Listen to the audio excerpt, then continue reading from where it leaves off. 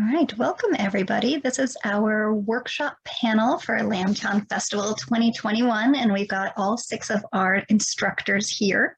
We did a total of 12 workshops this year, and I got to kind of be in the room for at least part of all of them, which was really lovely to get to do that, because usually we have all our workshops are, well, not all of them, but generally there's choices to make. There are a few different classes happening at the same time, and this year you could have taken all 12. And if you happen to have not done that, you still can, because we've re-released all of them as recorded format. So my name is Kira. I was one of the teachers this year and at previous Lambtown festivals as well, and I also coordinate the workshops. So I'm going to do a little introduction, and then a lot of today is time for everyone in the audience to ask questions of the instructors. So we've got the chat open. It looks like people are already chatting amongst themselves, which is great. We also have the Q&A, which is the best place to put questions because it's much, much easier to organize them and keep track of what's been asked and not. We have a wonderful moderator, Beth, who is here kind of in the background to help read out the questions. Beth also moderated a couple of our workshops. So thank you, Beth, for being here now and also the past 2 weekends. We appreciate it. All right, so I just want to do a little introduction for all of our instructors.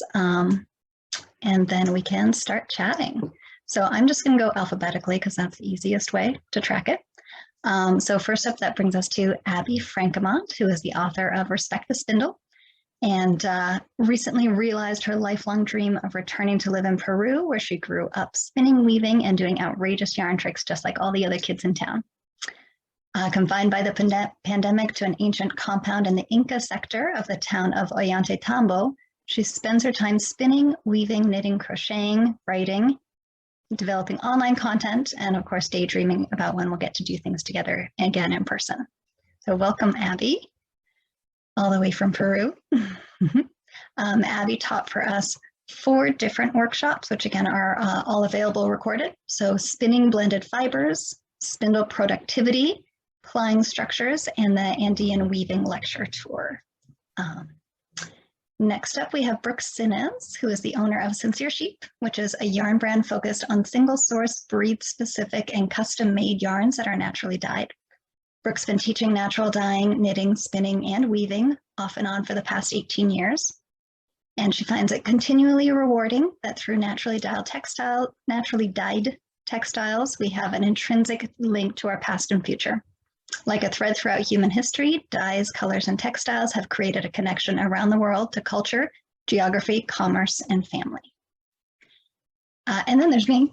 It always feels funny to introduce myself. Yeah, my name is Kira. I have been teaching fiber arts classes and also hosting crafty events in the San Francisco Bay Area and beyond since 2002. As a teacher, my focus is on providing valuable information in a stress-free environment and supporting students through the learning process, knowing that there's lots of different ways to learn. I'm also the designer behind Kira K Designs, which is a line of knitting and crochet patterns and kits that have clean lines and intriguing details that are interesting to make and easy to wear. We also have Robin Lind, who has been weaving for 40 years. She teaches classes in weaving, spinning, and livestock management at her farm, Meridian Jacobs, and also at other locations around California, and now digitally. Robin is an enthusiastic and patient teacher and presents material in an easy-to-follow and entertaining manner. Robin sells her woven pieces at the Artery in Davis, California, and in some online venues, and has written many articles for Handwoven magazine. And Robin taught her Weave a V Shawl with Double Weave class for us. And I actually forgot to tell you what Brooke and I taught. So Brooke did 2 classes on natural dyeing. So one was approachable indigo dyeing, and the other was natural colors, dyeing protein fibers with raw dye stuffs and extracts, where she got not quite a full rainbow, but pretty darn close. There were a lot of different shades as well as variegated yarns, which is kind of fun to see because that's not always what Brooke does for her own business. And then my workshops, which I forgot to tell you, were successful yarn substitution, including hand spun yarn, and seaming and finishing for knitting and crochet, both of which were requested when I judged the knit and crochet textiles at Lambtown Festival 2019. We also have with us Roy Clements, who grew up working in his family's wood shop and is a younger half of the Clements and Clements duo, making innovative generational fiber art equipment in the San Francisco Bay Area. Their company is known throughout the world for the high quality of their designs, especially their fiber preparation tools. In pre-COVID times, Roy and his father Henry traveled coast to coast to vend and teach at fiber festivals around the country. They regularly consult and instruct spinners, felters, fiber growers, and professional fiber artists in the art of fiber preparation.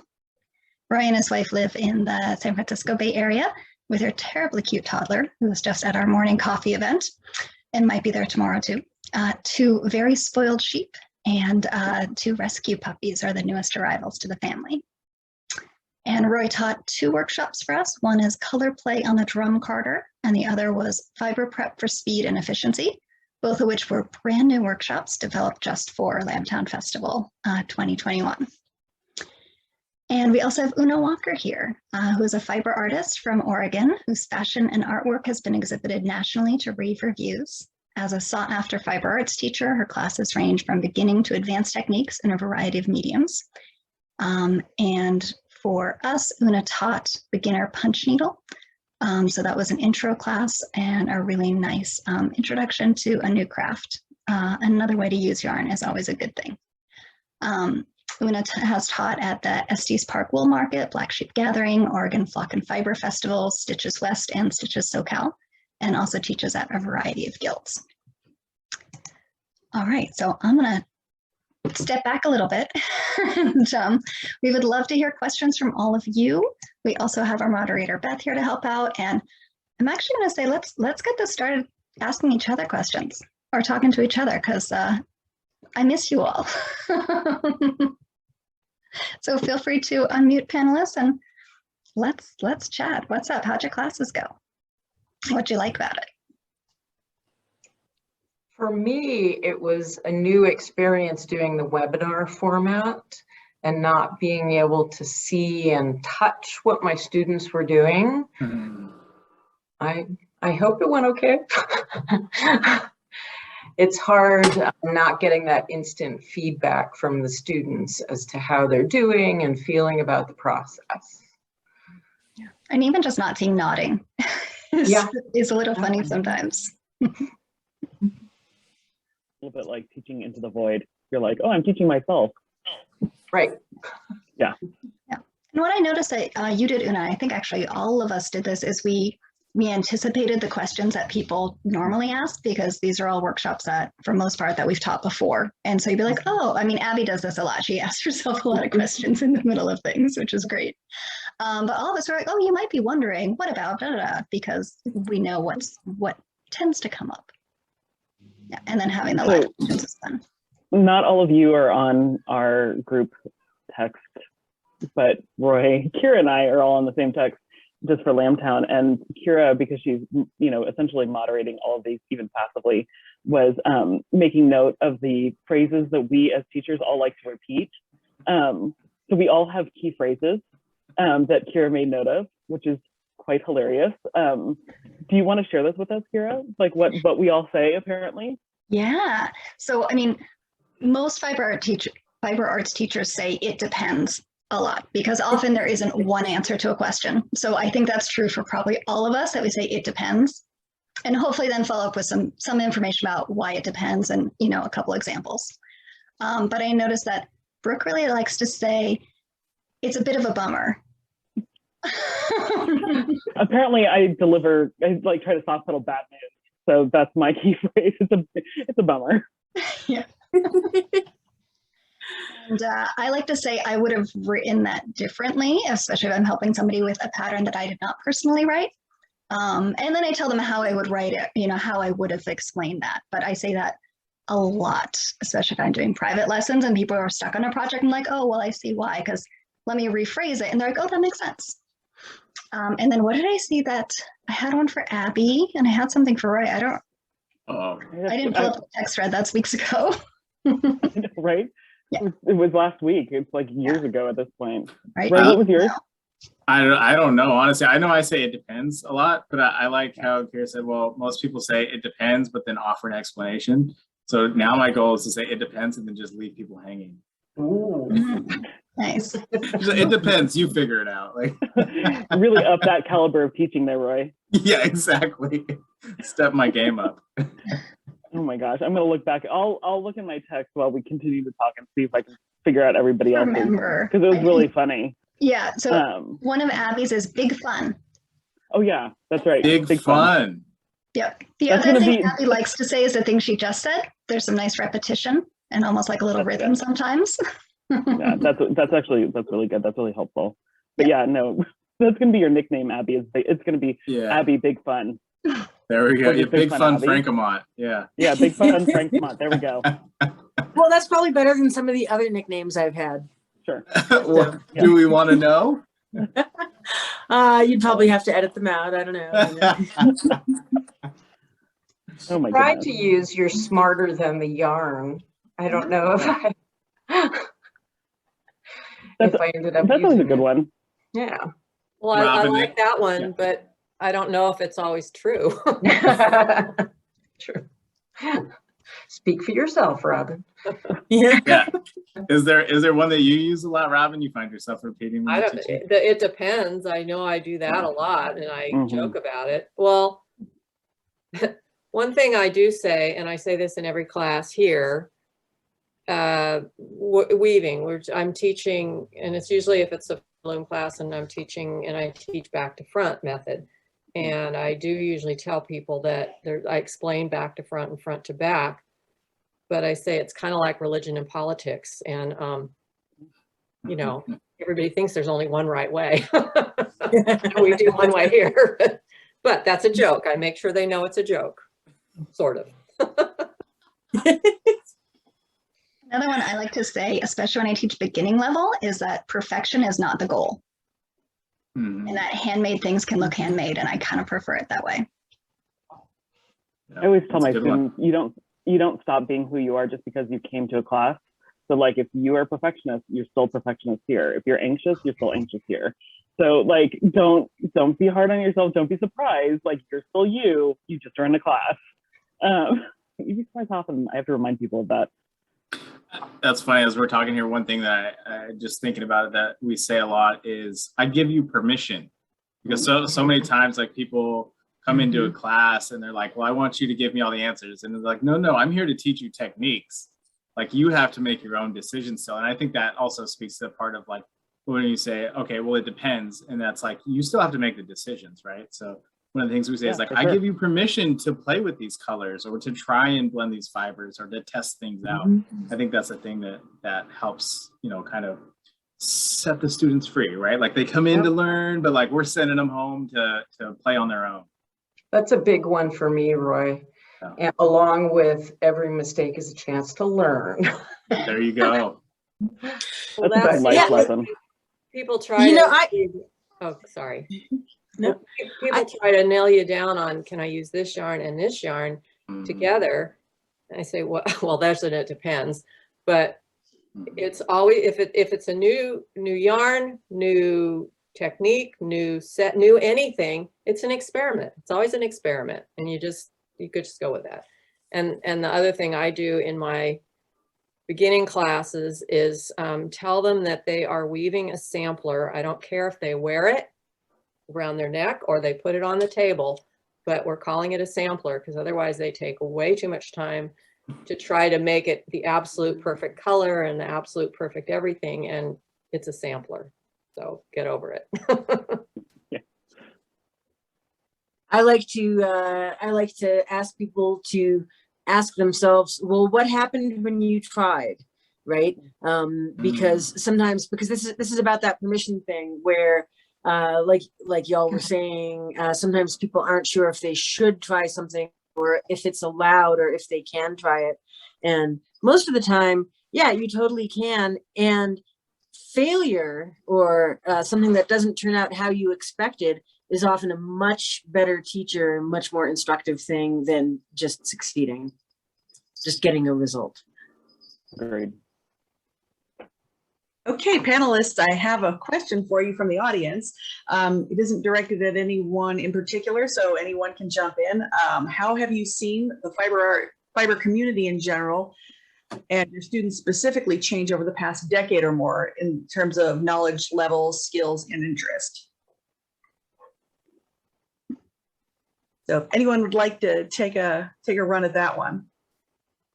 I don't know that I've noticed a difference because most of who I work with are beginning people, starting weaving. I feel like after this last 2 years, I've had a lot of people wanting to take a beginning class, which is good. I don't know if people have, I don't know if it's the pandemic and being home, or I'm doing better at social media, which I don't think I am really. But yeah, I don't know that I've really noticed a difference. And I don't have huge classes, you know, I just do a few at a time because my place is small. So I don't know. I'd be curious about the rest of you. Yeah, this is interesting because we all teach in different areas. So I mostly teach in knitting and crochet and some other kind of beginning level fiber arts. You know, with knitting especially, I've noticed a difference, probably not as much in the last 10 years, but definitely since I started in 2002, so 19 years ago. A lot of people were doing scarves on big needles with a couple of novelty yarns held together and one skein of each, and that was all they were going to get. And so since then, I've definitely seen, like, there's still some of those students, but generally not so much. People come to beginning class because really they want to make sweaters. And they know they're going to make a scarf or something else small at the first class, but they've got a bigger goal in mind. And I definitely see a lot more people who are diving into techniques that were hard to sell 15 years ago, like brioche or color work. You know, folks really want to learn about it and experiment, and there's so much more online and, you know, Instagram and everything, so that people just get inspired by trickier projects. So they're building towards things that are a little harder to do, which is kind of great.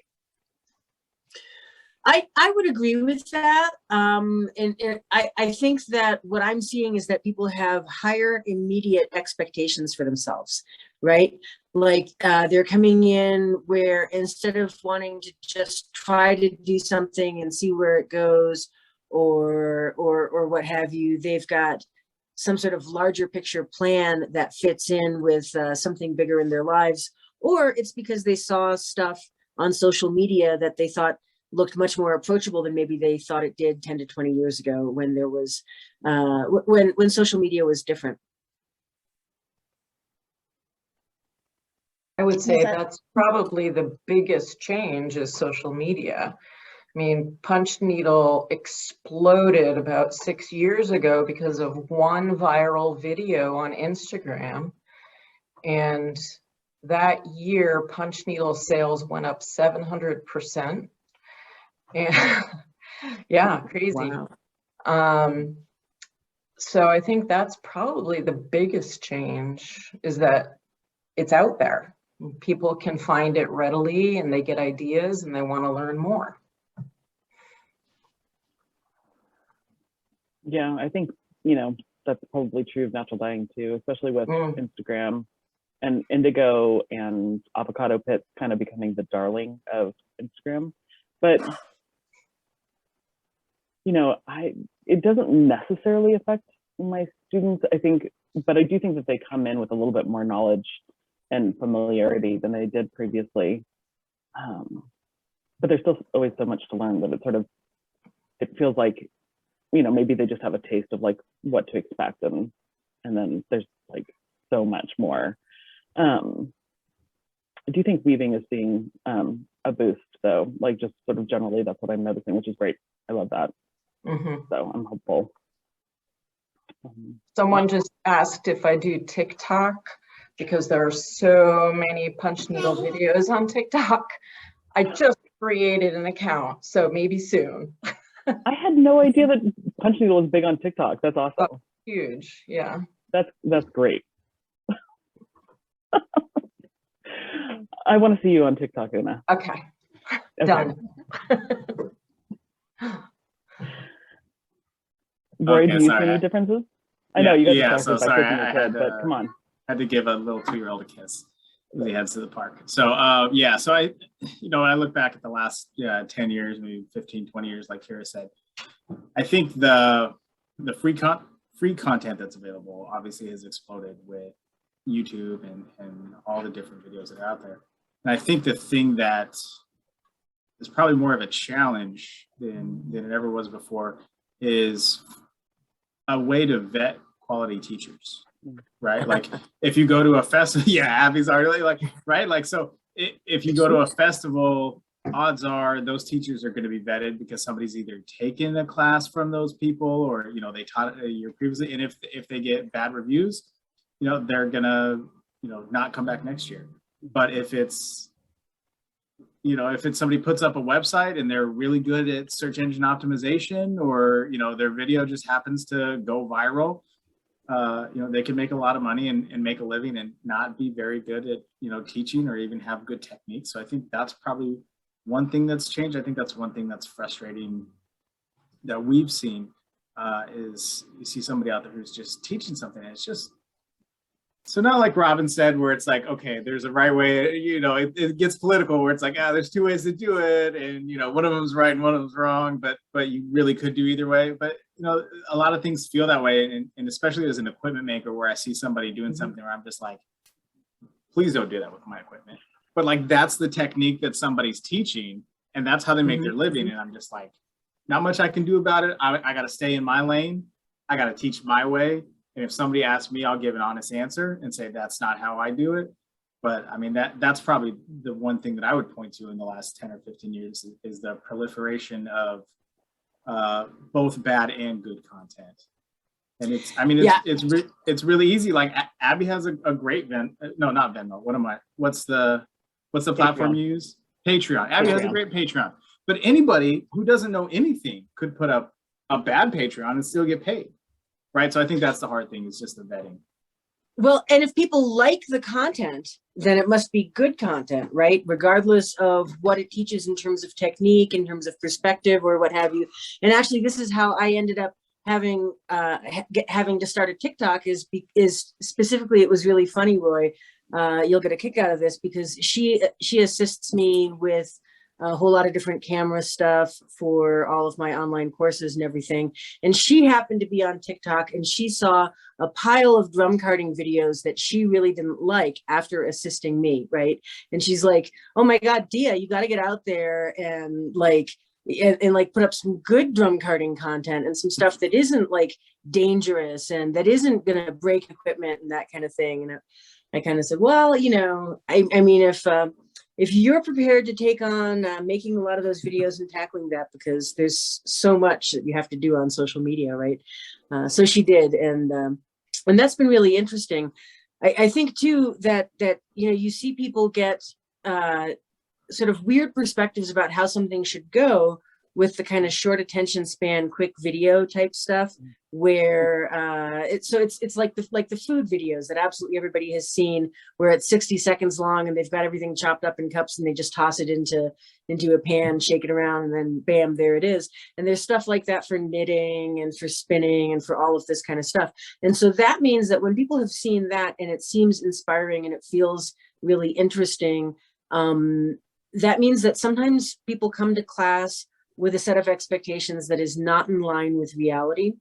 And sometimes that is something to overcome that is different from what we had to overcome 10, 15, 20 years ago, although there was still stuff in those days too that you had to overcome. And like, I've always found it really interesting to try to get upstream of a lot of those misconceptions, especially as a spinning teacher. So like, where do people get the idea that Sleeping Beauty pricked her finger on the distaff of a spinning wheel, when in fact the story predates the spinning wheel with bobbins and flyers, and in all the other languages it's in, it says she pricked her finger on a spindle. And in fact, pricking your finger on a spindle in a world where you don't have sandpaper is really, really common, right? Mm-hmm. So it's really interesting how that goes. But I want to speak to what Roy was saying about how you respond to that kind of stuff, because that is particularly challenging. Somebody comes to you and shows you a technique video or what have you, and it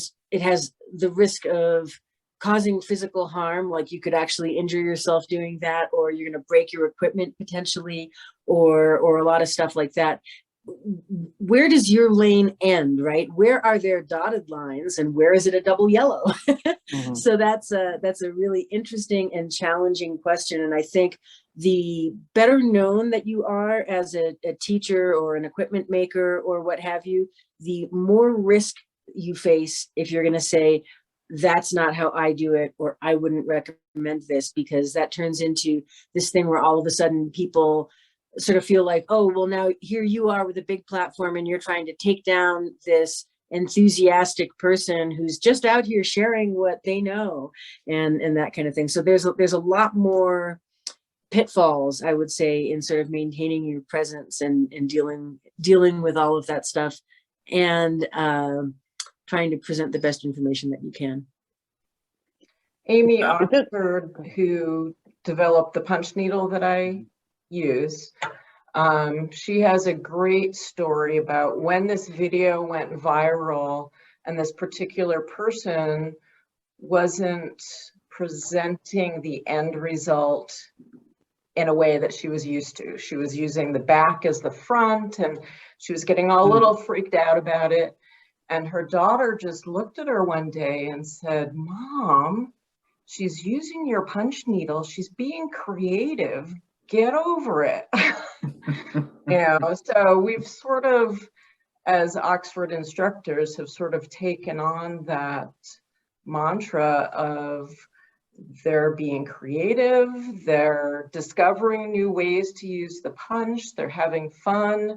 You can teach them, the proper way, and but you got to let them have fun and buy their product. That's the other thing that's changed as well in regards to teaching over the last, not just 10 and 20, but more like 40 years. We used to have about 800 brick and mortar stores in the United States that carried Clements and Clements products, and we're down to less than a dozen. And so that was one of those things where, you would ship out half a dozen drum carters, and then, they would, at the time, even get assembled, not just, sold, but assembled, and then, sold, and then there's somebody there to teach somebody how to use it. And so, that was 800 different people who were at least teaching people the basics. And now you don't have that. I mean, okay, so yeah, knitting, crochet, yeah, there's still a lot of that, but there's not nearly as many LYSs as there used to be. And so you don't have those one-on-one people teaching. So I think that has kind of gone hand in hand with the availability of the social teaching in that you have to go to YouTube or to a Patreon or to a virtual festival to find that education, because it's just not there. You can't walk down the street anymore and get that. Yeah, true. I was just going to say that I feel like this issue of people putting themselves out as experts and not really managing people's expectations or even putting out false information is something that has plagued natural dyeing for decades. So it's not a new thing. Like I get pamphlets from the 60s and I look at the recipes and I'm like, okay, all right, okay, interesting choice. Wonder how that worked out for you. And so like I've gotten into the habit of talking to people about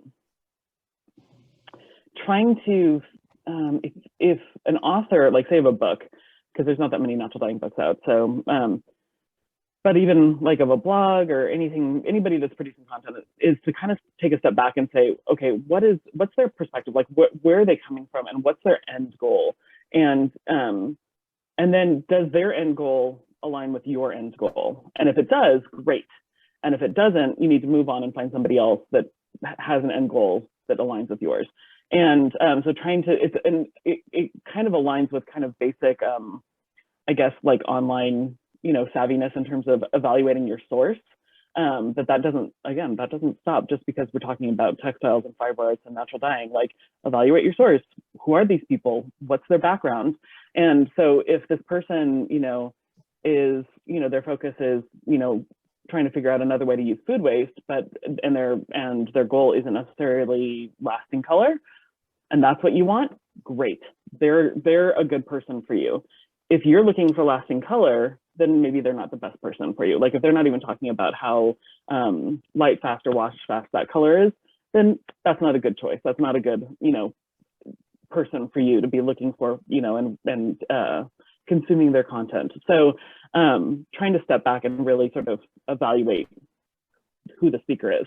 And, you know, safety does come into play for natural dyes too. So obviously, you know, there's a little bit of, that's always a little worrisome if new people are coming to natural dyes and not sort of educating themselves about the safety issues, not unlike, you know, use of equipment in a safe way. So, you know, not a new issue in natural dyes. It's happening in those pamphlets that came out in the 60s too. So, how did Kira say it? I would have written that differently. Is that right? Oh yeah. Mm-hmm. Yeah, you know, it's like that self-editing, like, oh, you know, I have a different perspective. I have a different focus and goal than that person does. You know. Right. But you can't just say, oh my God, that's so dangerous, or what have you. Can't just come right out and say, oh my God, don't lick the heavy metals. Yeah. So I've even been in classes with very well respected teachers, and I'm like, oh, I wouldn't do that. Okay, but go, you do you. Yeah. Right. Yeah. Oh, I have a different approach. So yeah, exactly. So I guess that's one thing to take away, students, as you're taking classes. If your teachers say something that appears mild, maybe take a moment to do a little bit of additional research on your own outside of class and see if they were understating it. And I say that just because, like, maybe you don't want to break your drum card, or maybe you don't want to get a repetitive strain injury, maybe you don't want to get heavy metal poisoning from dying, and you know, and that type of thing. So maybe that might not be a choice you want to make, right? Might not be your life goal. It might be. Yeah. You know. And I think if something was straight up dangerous, we would probably tell you that. Like Roy had a good story the other night in one of the classes about how if you did something by just turning the brush around, then you would like take a ride over the top of a drum carter. And I feel like if you saw somebody doing that and a student asked you, hey, I saw so-and-so turn their brush around, I feel like you wouldn't be mild in that answer, right? No. Oh my God. We actually just had this in a class I did on drum carding in June, I think it was, and somebody wanted to know about using a hand card to burnish, and I said that I would not recommend it for a number of reasons, and basically it sort of went through, but what if I really want to? And the thing is, one could potentially do it with less risk, but I still would not recommend it, because if you got to be 100% on your game, you know, there's a lot of risk, right? And exactly how much risk depends on a lot of factors, but I still, you know, it's one of these funny things. Or for instance, you know, certain aftermarket add-ons for spinning wheels that can go really high speed. Like, again, I wouldn't recommend these things. And a lot of the time, if a teacher says, I wouldn't recommend it, there's a reason behind that. There's a story. There's something that, there's a concrete reason. So that is where I come back to the thing I always say about what happened when you tried, right? Don't just ask yourself that, ask teachers that potentially. And this is a way to vet some of the instruction that you're receiving if you're able to interact with them. Is if you say, well, what happened when you tried? And they say, well, I haven't tried it, that's just what I was told. Then you know that maybe it isn't the most informed position that it could be. Yeah, especially if they say never do something or you can't, because those are rarely true. Yeah, always, never, you can't. I tend to push back. Yeah, I've been working on getting those words out of my vocabulary because they're almost never true. Okay, panelists, I have another question for you. And this one is also to the general group. Where do you see the fiber community in 10 or 20 years? Trends, more people entering the fiber community, etc. I kind of see a continuation of what's been going on for a little while, with more people wanting to know the source of their fiber or their yarn or their tools, and wanting to know the person behind it, where it came from, that, you know, it's a good company to support. I remember, you know, 20 years ago when I would travel, I go to yarn shops and be like, hey, do you have anything local? And I almost always got a no answer. It was pretty rare that there was anything local, and then it was this one thing, like that one alpaca yarn from down the street, which was great. And that was exciting for me, because so often nobody had anything local. And now almost all yarn shops seem to have local dyers, maybe some fiber producers that are in the area, maybe some designers that they have patterns for.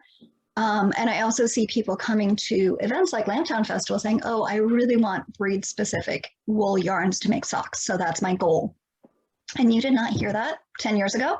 And I think we're going to be hearing that kind of thing more and more.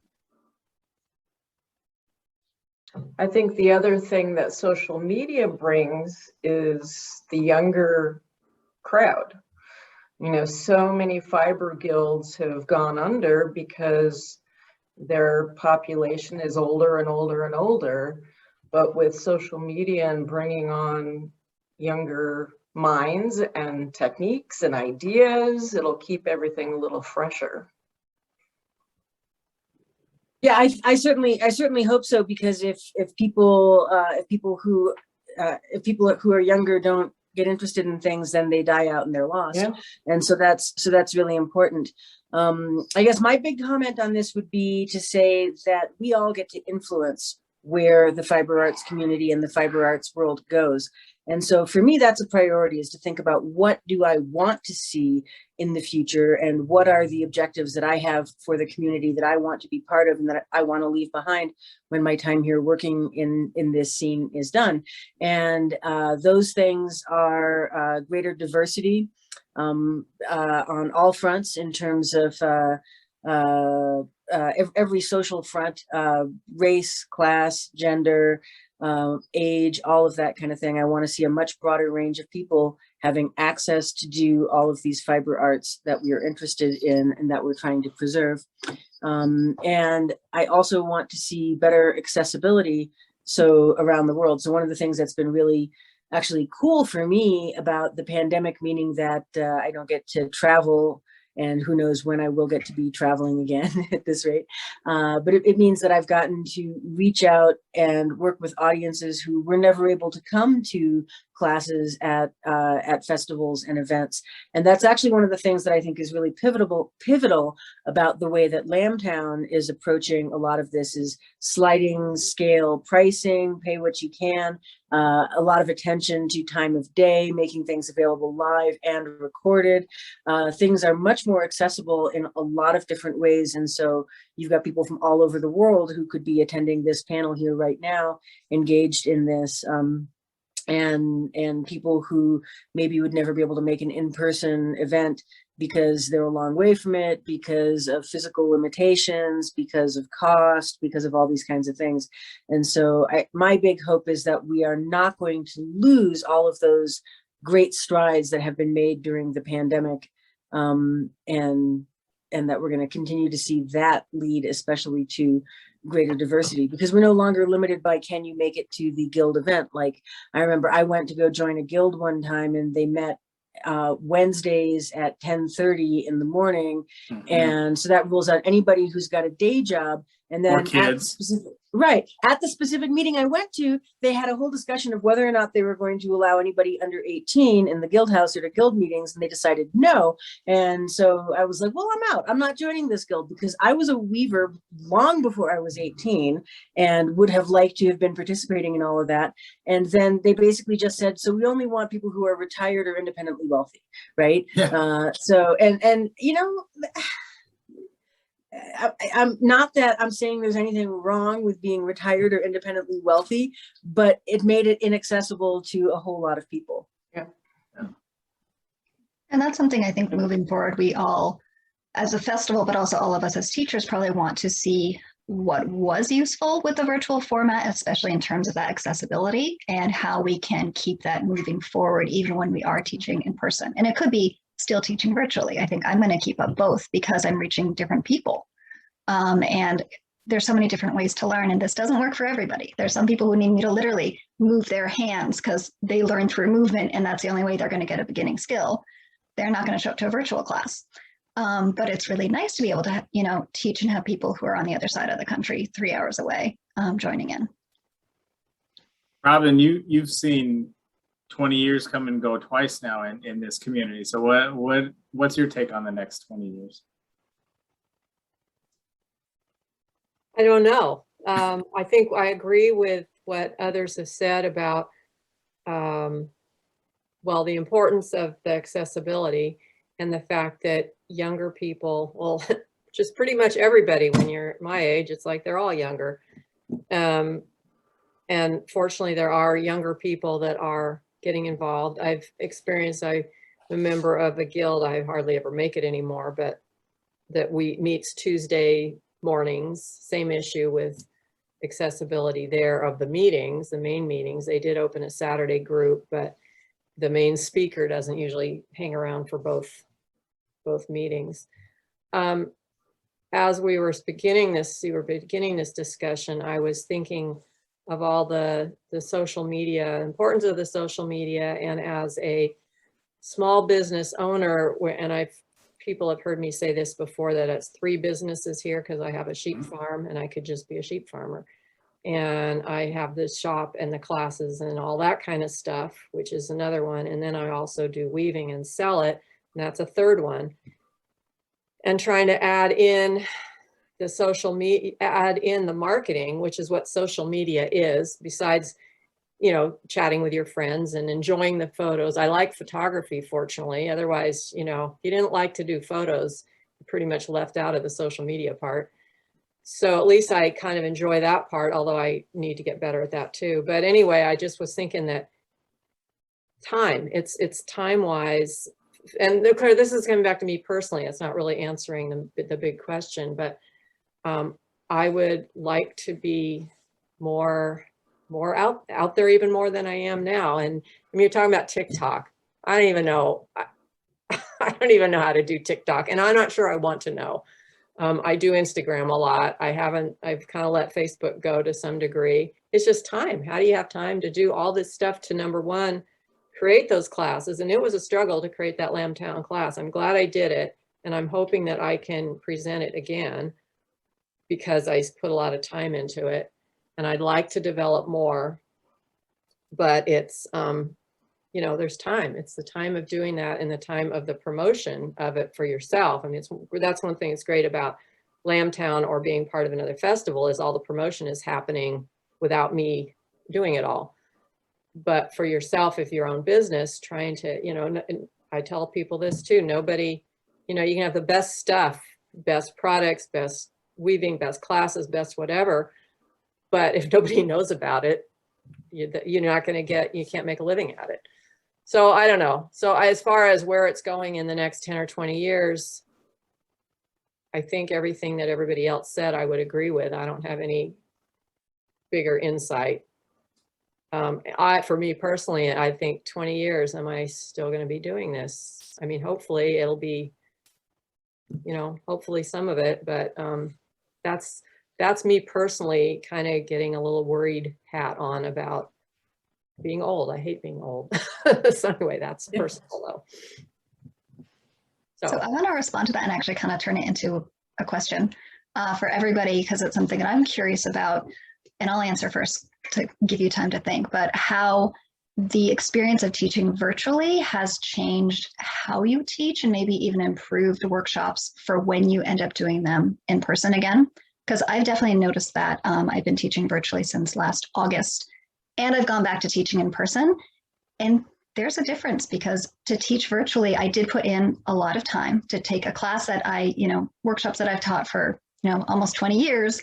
And I just show up and hand out my handout that I've had for a long time and, do my thing. And I don't have any prep work for that really, because I did it all many years ago and refined it over time. But I had to do a slideshow and I had to record videos and all this stuff in advance. But that makes it easier to teach that class again. So I can teach a class, just directly to my followers. I've had guilds want me to come and teach, or will not come, to sit here and teach virtually. And I kind of have it all in the can, so it's ready to go, which is great. But even when I teach in person, like especially with the beginning classes, but even with other ones, I say, oh yeah, no, you should do this again sometime, in the next week, sit down and do it again. And you can do it with me, because there are little short videos on my YouTube channel. And you can, have that as a way to remember, in addition to a handout. Some people really need the moving pictures, or to hear my voice explaining things while they're staring at their own work doing it. So I think that being virtual has helped my classes, whether they're virtual or in person, and it's also opened up new avenues. Like I taught at Maryland Sheep and Wool Festival, and I don't think they would have flown me out unless I had that introduction and it was virtual and not a big deal for them to try me. And, most of my classes sold out. So that was great. And it gave me that introduction to a new venue. So I would love to hear anyone else if you want to talk about how teaching virtually has the benefits of it. Because we talk sometimes about the not so good things where you can't see your students and you can't see their work in their hands very well. But what do you think is good that has come out of it? Well, I agree with the virtual. Back before you asked me about doing a Lambtown class, I had adapted my 2-day Learn to Weave class into a Zoom class, and I made some videos. For Rigid Huddle and for Floor Loom, I made some quick videos. I have them on YouTube. I have a little disclaimer that says this is material that is support material for my class.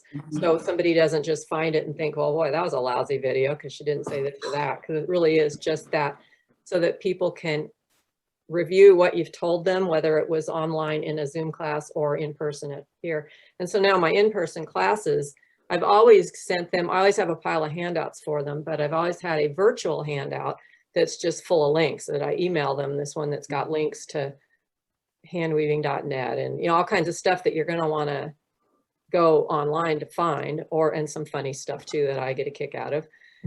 But now I've included the links to those videos I did, and they're all 3 to 10 minute videos on different aspects of what were the basic premise of the class, of the getting the warp on the loom and the weaving and all that.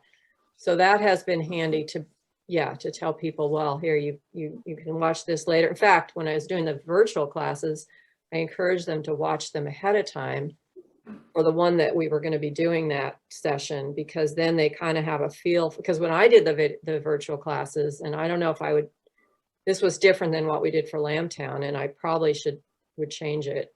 I tried to be online with them actually doing their thing. Like if they wanted me to watch how they're winding the warp and stuff like that, which, I can't do for full days, but I could do chunks of it. But I had them watch those videos ahead of time so they'd sort of have a feel for what they're going to need, how it's set up, all of that kind of stuff, what they're going to be doing. So anyway, yeah, but then I also found when I go back to teaching my regular class, and I took photos for the learning to weave class. I have a box full of samples. We always go through all these samples because it gives them a perspective of the terminology and all the different stuff that we're going to be talking about all weekend. And I just took pictures of all of those, and that was my intro in the virtual class as well. And I almost don't even know how to teach the class without pulling that same box of samples out or showing the pictures. Yeah, I think just the whole notion of support content is something that was completely foreign and absolutely missing from our in-person classes, because you would teach a class, especially if it's an intro class. Okay, you get 6 hours with somebody, you completely overwhelm them, taking them from 0 to 100. And then maybe they buy the equipment, maybe they don't, maybe they wait 2 months and buy it and get it for Christmas. Or, they buy it and it sits in the closet for 4 months. And then finally they have the time and the energy to get it out and start working. And then they have absolutely no clue what they learned in the class. They can read their notes, but that's not the same thing. And like just having, okay, here are 2 or 3 short 3 or 4 minute long videos of content. It's like, oh yeah, that's right. Oh, now and to actually get them started in the right direction. And then once they start playing around, it's like, oh, that's right. This is what we did in class. Like now I remember. And so I think just the idea of the support content is really going to be a game changer, because there are so many times when you taught somebody at a festival and you see them and they get all the gear, they're all geared up and they're super excited, and you see them next year and they're back in your class and they're like, well, I took the class, I got excited, I bought everything, and it's still in my closet because I went and I couldn't get into it for whatever reason, and so here I am again, or they even just, they walk by your booth and you're like, hey, how's it going? I remember you, you bought something, and they're like, yeah, well, I couldn't get. And so I think that's a thing that could definitely help motivate or re-inspire even people to get going if it's more than a week after the festival, because we all get so exhausted and overwhelmed from you know, going to a festival, learning a new technique and everything else. And then you get home and life hits you. And then by the time you get a chance to get back and get involved, it's like, what was I doing again? Right. Yeah, so I've always had like mailing lists and different ways that I've encouraged people to try to stay in touch and follow up with me after class, in large part so that I can have some idea of whether or not the ways that I'm teaching are effective, because it actually is really hard to go out, see a group of 20 people for 3 hours at a fiber show and then maybe never see them again. You have very little way in that context to know if what you taught was good or not. And fortunately for me, I've often had students that would come back year after year at the same show and who would tell me that kind of thing. And I've had people who would make contact on social media and join my social scenes on social media where they can talk with me and other students and that kind of thing. But the level that things have gone to with having to go fully virtual is way above and beyond that. And I actually really like that a lot. And I think I'm gonna, in the same way that I initially had sort of an emotional, oh my God, I can't like just walk over and be like, just move your wrist just a little bit like this, right? In the same way that was emotionally hard for me with beginning virtual teaching, I think it's gonna be hard for me to go back to a context where I don't know if I'm ever going to hear from a specific student again. I almost can't imagine it. I had an interesting conversation with my dad. My dad is an author, and his sort of two focus or like areas of expertise are cooking, specifically grilling, and then gardening. And he also has done videos and you know, was on a like weekly radio show and stuff like that. So he's been kind of in this, you know, sort of how-to world for a long time. And so he and I were talking after I taught my first virtual class, and you know, he was asking me how it went and all that sort of stuff.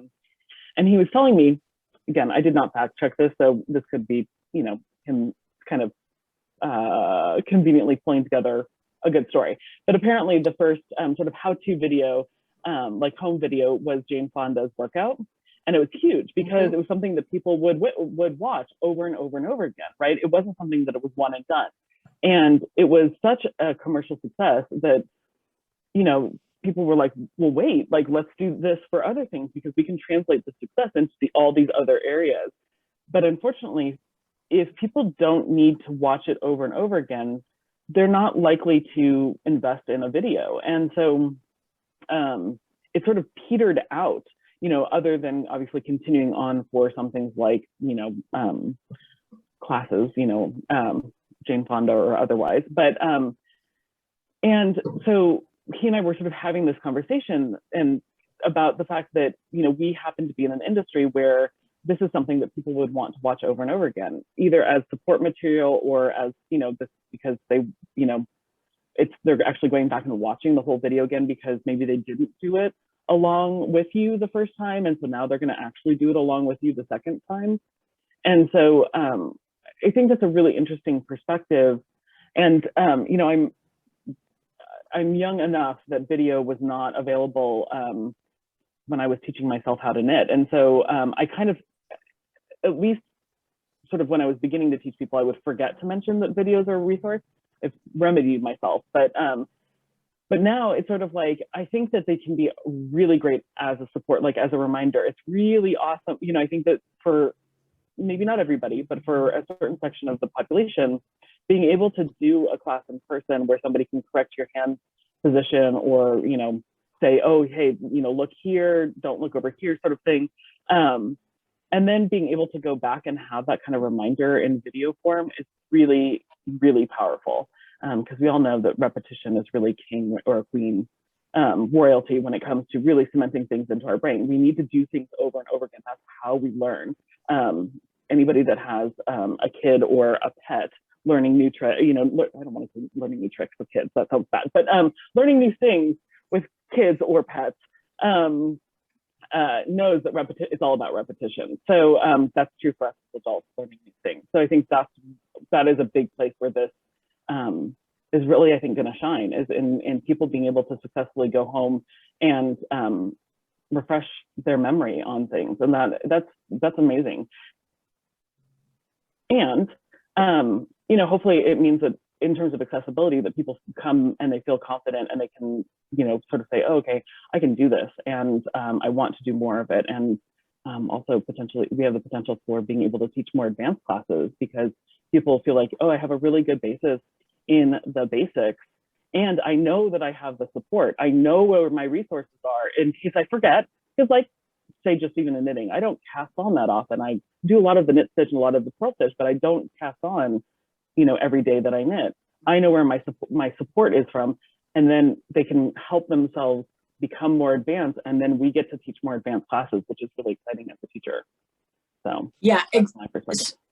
Super that. And that has been like the really exciting thing for me personally with, so I've like launched my whole online school, and just this trimester, just last month, we launched a thing called focused interest groups. And what that is it's chat groups where everyone's talking about the specific stuff that they're working on. And so it goes through all of that. And then if you've got like 20 people on a chat, on a channel, on a forum, and they're all talking about, well, I really have this question about the cops on spindles. Like, how do I wind on? What's the best stuff? Then it turns out there's enough there in terms of people who have the background, who have the grounding, who've got the prerequisites, and I know what their questions are, and I can quickly develop a 1-hour course that really speaks to that specific meaty subject. And then the other thing, hopefully, once we get like, you know, a little further down that, is that then I have this whole body of recorded content, class content that is more in depth, that potentially scales and is marketable and accessible without me having to be there physically presenting it all of the time. And I think that this becomes really powerful for teachers in terms of being able to have more contact with our students, do more in-depth things, go further, go beyond all of that. And also like potentially the chance to make more of a living, because there's only so far that you can scale the concept of you show up in person at lots of places around the world, and then you do this thing physically with a lot of people. You know, it's pretty exhausting, and it's pretty challenging, and you never know. There's so much that you never know. So there's a lot of benefits for students and for teachers, I think, in being able to continue adding this. And so I guess I have hopes that I'm going to be able to have in-person events and courses that build out of that online following, doing those things, as well as having the in-person things drive traffic to the folks who are in that larger community of fiber arts learners. And I think, yeah, it means that there's so much more information that can be transferred, and also that there is a better sense of value from all sides, right? From all sides of the whole equation, like this, that this knowledge is really worth something, that there's so much there. Are you using Discord to facilitate those conversations, those groups, or are you using something else? Yeah, I have Discord. There's also going to be forums, web forums in the next rollout of my website. Discord works well because it is ongoing chat. It is private and controllable. You can do a lot of access control. You can do a lot of moderation and that type of thing. And it has a good range of platforms that it's available for, all mobile platforms, computer platforms, desktop type stuff. And it integrates pretty well with other stuff. So that's good. So I have access controlled Discord channels that are class by class or based on people's subscription level and stuff like that, as well as, and some are just social, and a lot comes out of that too. And then people also have this, I guess I'll say this other thing, people also have a sense of community and being there with a group of fellow students so that they're working through things together. And I'm finding that means that there is less of that dynamic that Roy mentioned earlier, where somebody is really excited at the festival, at the show, buys all the stuff, takes the classes, gets a good grounding, goes home, life happens, and then they just can't quite get it together to make all the other things happen. And when there is a community of people who are your friends, your colleagues, your fellow students, then there is support for doing that kind of thing, as well as incentive, because you see that somebody else who took the same class as you is now like off to the races making amazing new fiber blends or something like that. And then you're like, okay, well, that's approachable. I guess I can fit this in, and a lot of that. Absolutely. I think it's sort of fascinating how tools that are perhaps maybe more designed for gaming are really great for all of us in this world, that we can use it as, because we need to talk with each other and we need to, show each other stuff. And so, there's a lot of crossover. Well, it is really interesting. And I am a gamer. I've been a gamer as well, like, pretty much all my life, and that like weird gamer mom, right? But so yeah, so all of that is true, and I've always had like the gaming peripherals and the gaming equipment and been familiar with those platforms, and so seeing them become things that can be accessible and approachable is a lot of fun. Although I will agree that there is a learning curve sometimes. Like, for example, with Discord, there are people who have never used a chat, right? They've never used like a chat that scrolls for a long time. And so sometimes we would have people join and they would say, oh my God, I have to read like the entire channel all the way back to the dawn of time. And then we have to kind of bring them up to speed and say, well, no, you absolutely don't have to. You can search and see if there are previous discussions. There are things that get pinned that are the important stuff that should be easier for you to find, but just jump in. You're just joining a conversation that's already in progress. Don't worry about reading like a year of scroll back or what have you. And I know that can be like intimidating. There's all these different ways of doing it. But one of the things I do like about Discord also is that it has the voice chat and video chat capabilities. So people can have impromptu voice and video get-togethers. And so like in my online school, we have occasional social spinning and people just get together and hang out and do stuff. And then sometimes things come out of that call for more attention. And yeah, it means that we can really tune things much better using technology. It's really cool. And then the other really cool thing is that I can include people who I would not be able to include in in-person classes. Like, I can have a friend of mine who is in a fairly remote other town in Peru, but where internet is pretty good, or so everyone's got smartphones and that kind of stuff. Join me real quick and we can do like a back and forth, and it's right there, and it's cool. That goes a lot to what Robin was saying earlier about like time, right? Like, there's so much as a teacher, as a small business owner, like, what do I learn next, right? Like, oh, okay, so you can do a Patreon and a Discord and all that stuff. It's like, those things take time. It's like you said, there's a learning curve, right? And it's like, okay, well, I got to do my own marketing. I got to do this. And Robin, I don't know when Robin sleeps, because it's like she said, she's got the farm, she's weaving. I know she's got, yesterday she was irrigating pasture. I mean, I don't know when Robin ever gets sleep. So, it's just, there's a lot for us to try and learn. And that's one of the things that's crazy about technology, is every time something else comes out that's supposed to make our lives easier, it's like, well, here's another 4 hours a day I got to spend on this thing, right? Well, I just actually, as Abby was talking, I found myself, the words coming to me are jealous. But I mean, the online, and we're talking about what's happening in 10 or 20 years. And, I feel like I do okay with online stuff. I figure but considering that I'm the tech expert in my house is pretty pathetic. And so it's like, there's a limit. Time is one of them. And because I learned about Patreon, and I realized that, gee, I do a lot of the stuff that some of the Patreon people offer. I do it anyway. And gee, maybe I should be on I should. So I started to investigate that, and I thought, okay, but what would somebody get on Patreon that they don't already get for free if they want to from my stuff I have out there? And would I really have time to do it? Time-wise and tech-wise, I get frustrated, and I would really like to have, well, I feel the lack in a millennial that's here all the time that has nothing to do but do my support. Because not that I can figure it out, but it does take time. And I just, everybody makes choices. And so I've got certain choices, but I don't know. That's right. I feel like if I'm going to be left behind, it's from all this tech stuff. There's a limit to how much I can go with it.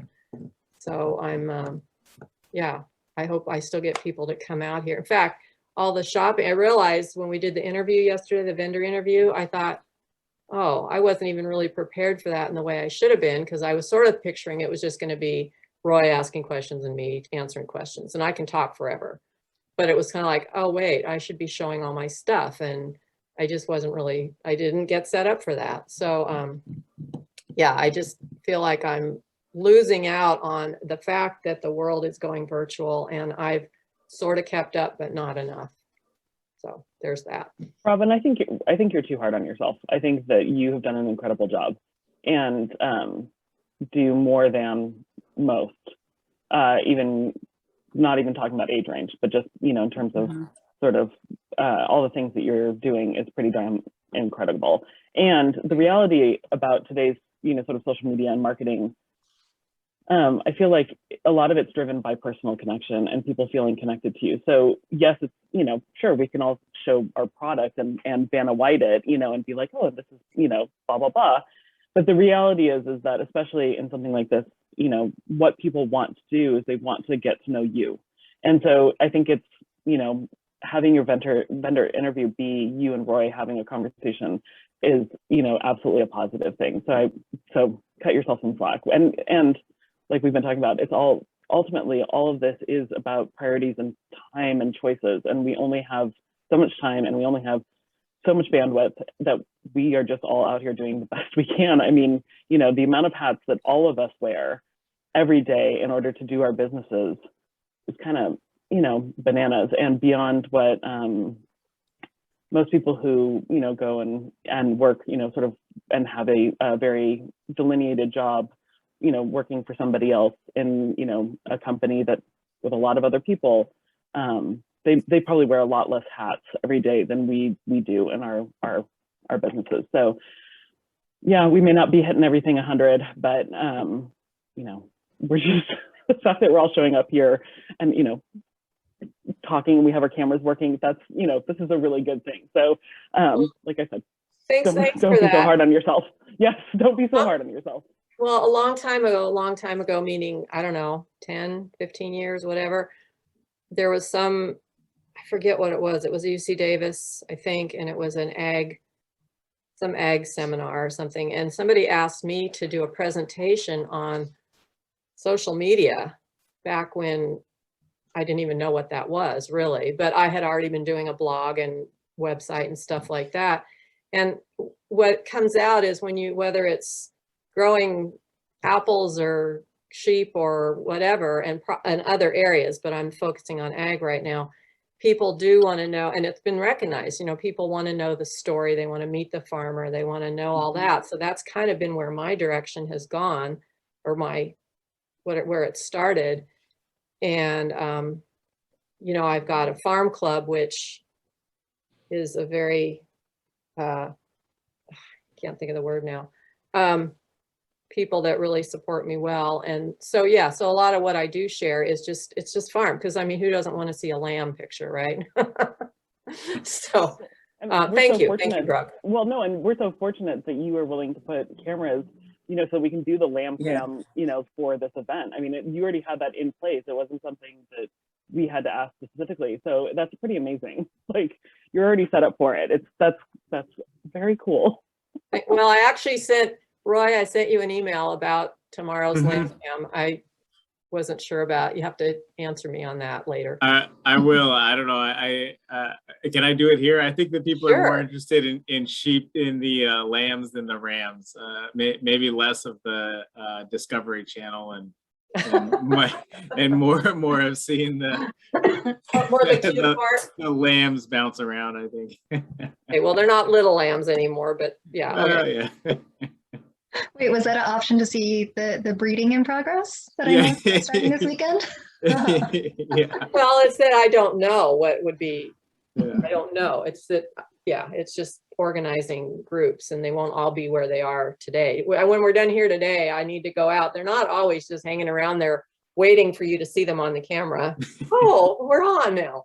They're, you know, they're just doing what sheep do, wandering around. And so I'll probably go out and throw a little bit of hay in those feeders, or bring out a little tub of grain so they do come over and are visible. And I won't stay out there the whole time, but I'll get them at least within the camera range. Yeah, can you imagine that? Go ahead. I was just going to think, I I was was just just going to gonna, say that, like, that would be the next, hold on one second, Kira, hold on. I just have this thing, this visual of like sheep being trained to like see the little red light come on at the camera and for them all to come over. Like, to me, it's very Gary Larson. Like, I like this. I think you can work on this. It's just with a little grain, a red light, easily trainable. Sorry. Intermittent grain feeder. Yeah, exactly. You know, the red light comes on, the grain comes out, it's totally doable. Sorry, Kira. oh, no, don't worry about it. I just wanted to jump on with what Brooke said earlier, Robin, that you were doing a great job. I think you're actually more plugged in than most fiber producers that I follow. And the blog is great, the newsletter is great. And I also just want to share with you something that Judith McKenzie said to me last year. Because I think I had said something about, you know, tech savvy, and Judith was like, I'm really good with technology. It's just the technology I'm really good at is 200 years old. So, you know, all the fiber equipment, no problem. Yeah. But, you know, It's a really good Zoom point. took a little work. Well, Well, I have and an AVL loom. I just upgraded to, I was told that one of my things that was going on weird about it, this was earlier in the year, it was going to, and it's a CompuDobby, and I was told by the owner at AVL that I was probably going to see catastrophic failure. So I finally made the decision, a very expensive decision, to go ahead and upgrade to what sounded very cool, because wow, the Dobby thing itself will have its own wireless, and it's like kind of like beyond my understanding, but it's like, oh, that sounds cool. And I tell you, it's been frustrating though, because it's so tricky about getting it working just right. And you know, the loom, that's what I love about looms. Most of them is you can look at it and figure out why something's not working, and you can make it work. But the one that has the black box is like my car. If it doesn't work, I'm stuck. So I'm working on it. Well, and the other challenge is that computer hardware and computer software doesn't stay the same. It has a really rapid obsolescence cycle. So if I want to make something work on a loom from 50 years ago, that's no problem. But if I want to get files off a disk from a Macintosh in 1984, I'm hosed, right? Like it's that's a big deal. That's a problem. And so that's always been one of my sort of resistances to computerizing more of my weaving as well, is just that thing, even though the capabilities are so cool. Right. And I still love the synchronicity that we're talking about weaving on computers, which looms led to the development of computers. Like, I love that synchronicity. Sorry, go ahead, Roy. No, I mean, there's so much to unpack from that question earlier that was asked about, like, what do you see for the next 20 years? But we just keep kind of like circling around it, because it's like, you know, talking about obsolescence, and now we're starting to see like these little plastic electric spinners that aren't going to last more than 5 or 10 years, and they're just going to be tossed away like junk. And like, you know, talking about stay in my lane, like, oh man, it's hard to stay in my lane when I see that. But then, you know, at the same time, you know, when Robin's talking about technology and you know, looking at the next 20 years, I really think, Robin, you know, the way you have this farm where, you know, you're trying to squeeze profit out of every little bit of the farm. I mean, I think that's a throwback to 100, 200 years ago, when people had these small farms and everything was produced right there on the farm. And you know, as a small business owner, we feel the squeeze, right, from everywhere, whether it's increased regulation, whether it's just, you know, higher costs of living and higher costs of everything. And, you know, I think that's something where everybody is headed, where you have to maximize your output from everything that you have on the farm. And it's like, just goes back to the whole thing of like, oh, I'm wearing all these hats. And it's like, you have to, you know, maximize what you're getting out of putting on every one of those hats. And so, you know, I know it's frustrating. I can speak as a business owner and as an instructor and, you know, everything else, that it's frustrating to have to wear all these different hats. But I mean, you have to do you and figure out what's best for you. And, you know, don't let anybody else judge you. And like Brooke said, don't be too harsh of a critic on yourself. Cause I mean, I think we're all pretty much in agreement that what you're doing over there is awesome. Thanks. So I was going to jump in here and let Beth read this other question, because I actually think it has an interesting tie-in to kind of what we were talking about. So Beth, do you mind reading the next question? Yes, that was actually, I was looking for a good break to try to. I know, I knew you were, I could feel it. That's what I was trying to, I was like, I'm gonna let her go. Okay, so for the weavers among us, are there any cost-accessible weaving options out there for someone who wants to get into weaving? The smallest rigid heddle looms made by Shock, Ashford, Kromsky, etc., are at least $150. Floor looms are prohibitively expensive. Is backstrap weaving the way to go? So maybe to entry costs for weaving. Well, and I think this is true actually of spinning and even to a certain extent knitting and crocheting. Because obviously we do want to support our vendors, like, you know, Robin does sell weaving equipment, and so it's important to support her. But what I will say is that because of the lack of planned obsolescence within weaving and spinning and knitting and crochet equipment, you do not have to get new equipment. So how you, like, you can find, if you want a floor loom, you can find a free floor loom. Now, will it be in the best condition? Will it have everything it needs? Not necessarily. This is like if you're buying a used car and you have a friend that's very mechanically inclined and can go on a test drive with you. If you have somebody like that in your life, especially for floor looms, if you have somebody in your life that can go with you to go visit a floor loom that's essentially being given away for free or for very little money, I would take them with you. You know, that's a really good investment, and you know, buy them lunch or something like that. But you can also find a lot of floor looms for very inexpensive that probably do a better job of listing everything that's included, have accurate pictures, that you can do a better job of evaluating what's being included and the quality and level of care that piece of equipment has experienced. And so that's, it's just amazing. Once you start looking for it, you'll find it out there, and it's on places like Facebook Marketplace and Craigslist, and you can put notifications, again, putting technology to use, you can put notifications for different keywords. So that's my hot tip, is that go used.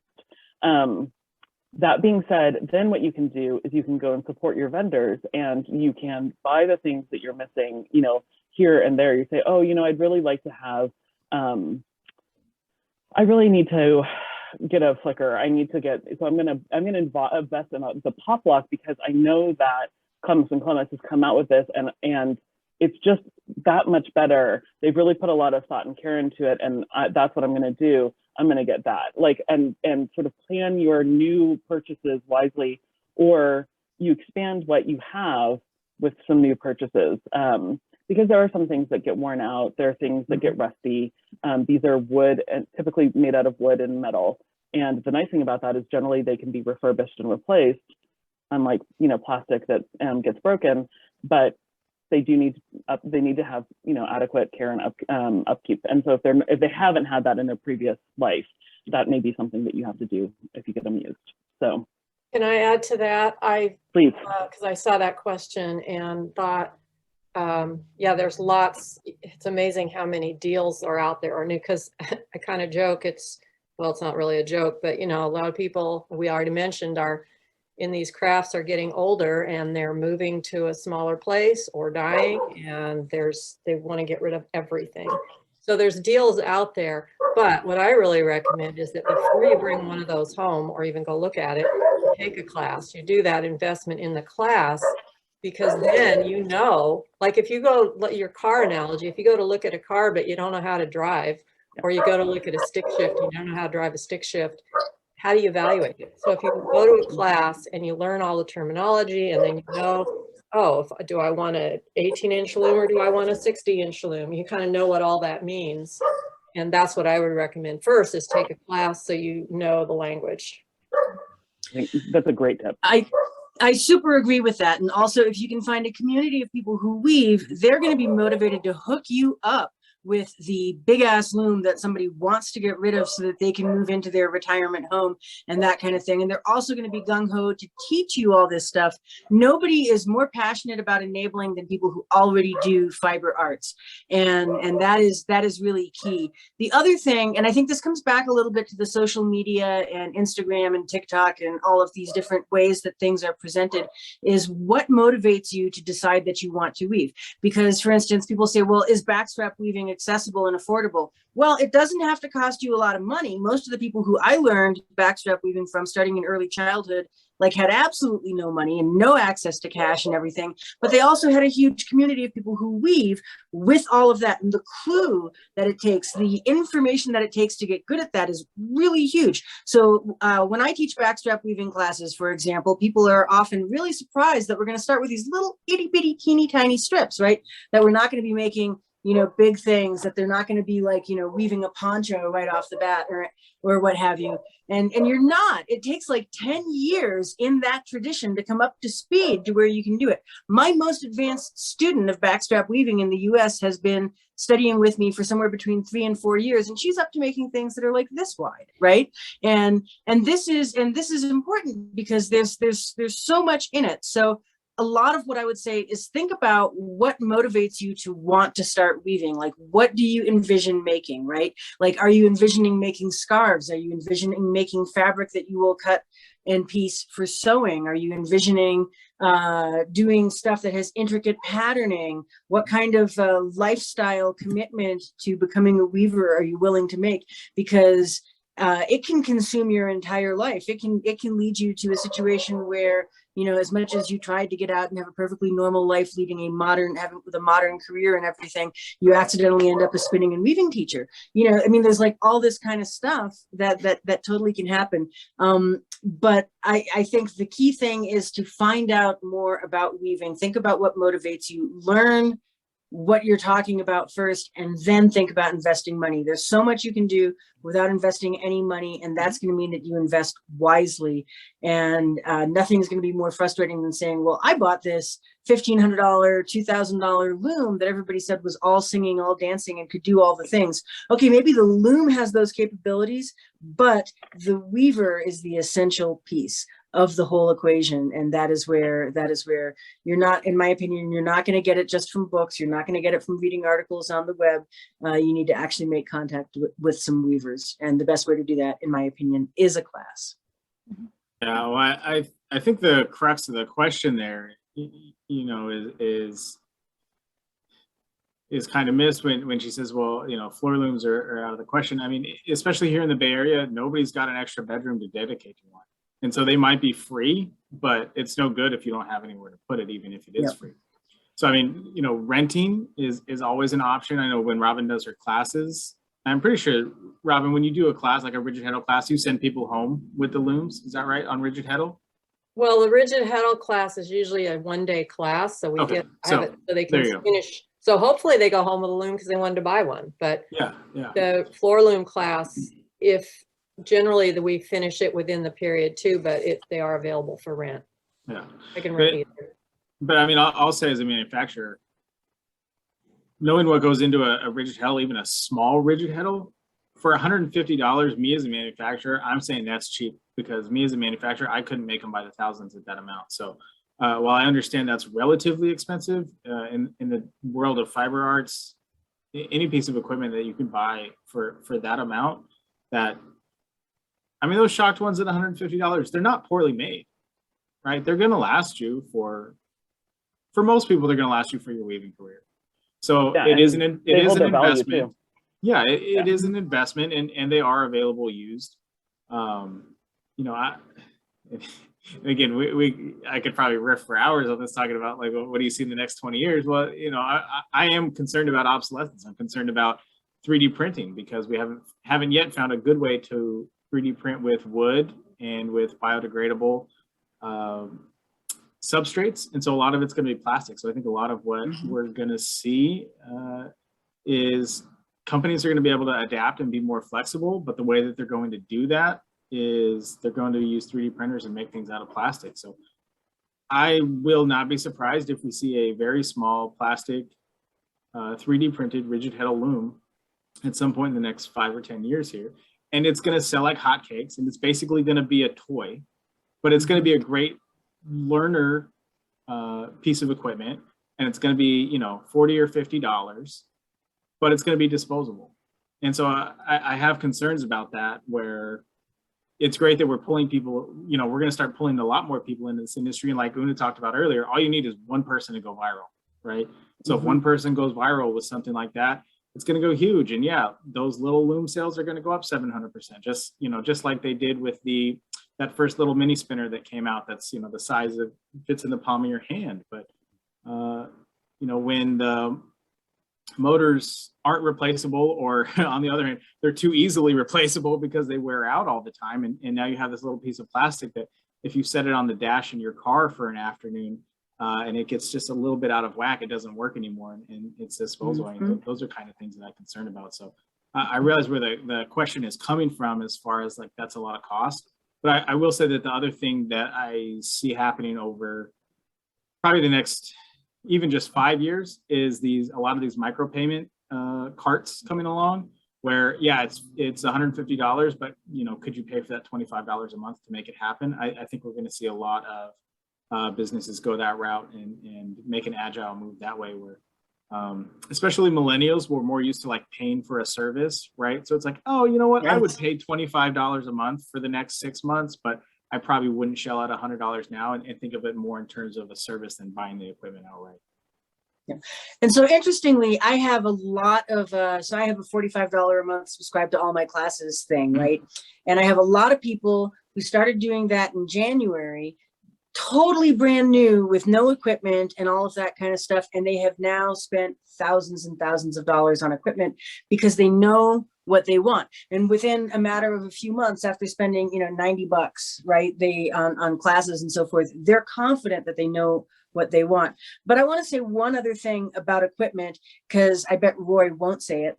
And that is that one of the things people really don't know about the fiber arts and fiber equipment is how narrow and tight the margins are on that equipment, right? So if we were looking at the price of fiber arts equipment and comparing it to the price of you know, fishing gear, stuff for being interested in car racing, stuff for almost any other hobby or pursuit that you can think of, the margins are unbelievably small. Like a retailer might sell something for $1,000 and they're going to keep $200 of that, and that's it. And then so you think, oh, well, the wholesaler must be making a whole lot off of that. No, they're probably making $100 off that $1,000 unit in terms of actual profit. And that's, you know, that, and so that's something that's really hard to believe.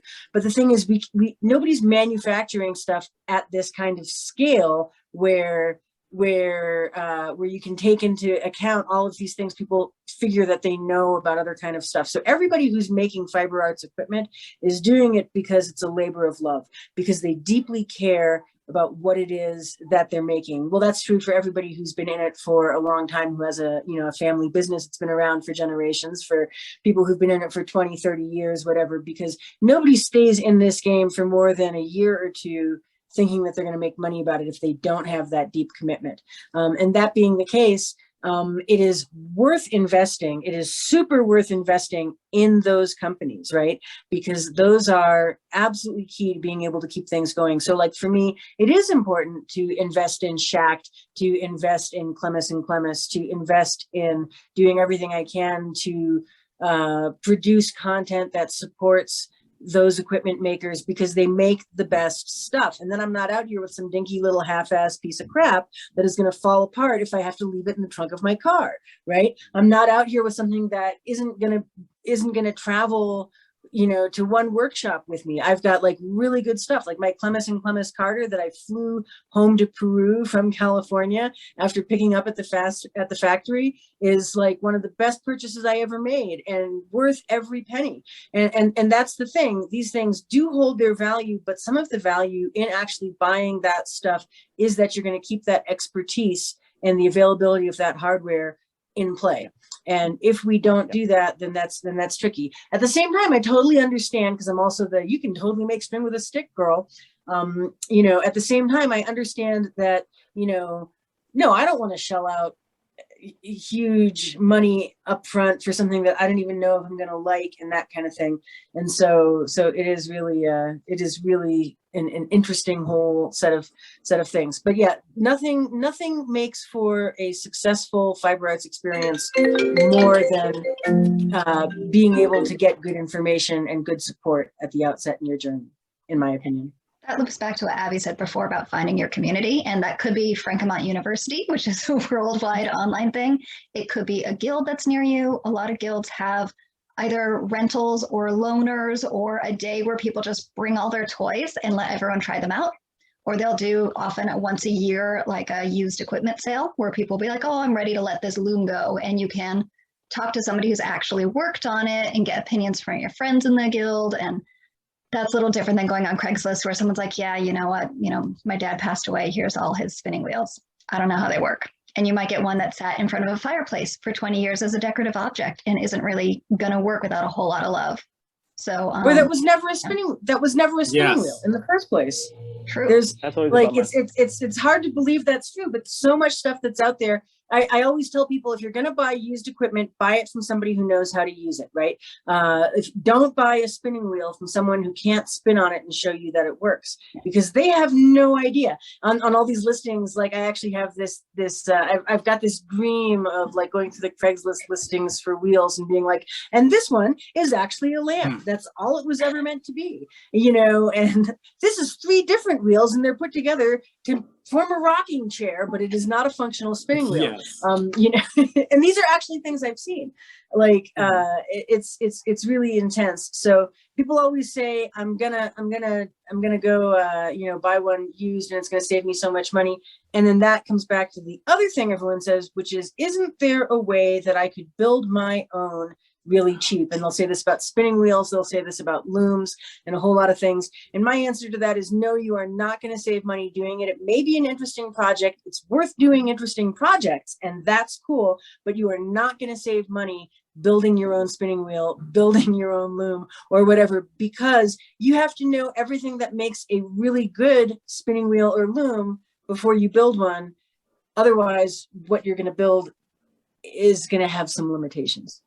It's not easy making good equipment when you, and I like to think that I know what I'm doing, but it's not easy making good equipment when you know what you're doing. To be completely when honest. You do know.